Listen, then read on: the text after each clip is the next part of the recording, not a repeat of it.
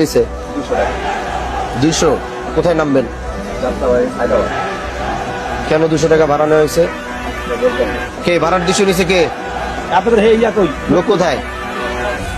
ডাক দাও। এই 200 টাকা ভাড়া নিছে কে? এদিকে টাকা 200 টাকা কে বলছে আপনাকে? এখান থেকে পাঁচচর স্ট্যান্ড থেকে ঢাকা গুলিস্তান যাত্রাবাড়ি ভাড়া 200। কেটা কইছে আপনারা? কত ভাড়া? আমি তো জানি 200 টাকা। আপনার বাড়ি কোথায়? মাদারীপুর। এখানে চান্দা দেন কত? জনপ্রতি চান্দা দেন কত? 20 টাকা করে নাই? 20 টাকা। হ্যাঁ, তাহলে ভাড়া দাঁড়ায় গিয়ে হলো 180 টাকা। 180, 20 টাকা এগো দেন। আপনি কি জানেন যে পাঁচচর থেকে এখান থেকে ভাড়া 150 টাকা ঢাকা?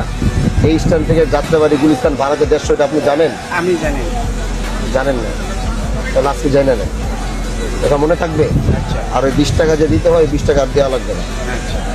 ওই 20 টাকা দিবেন না। পাঁচচর 20 টাকা ভাঙ্গার থেকে শুরু হয়। শোনেন, ভাঙ্গার থেকে ভাঙ্গা ভুঙ্গা আমি বুঝি না, এটা আমার এরিয়া না, এটা আমার স্ট্যান্ড কিনা।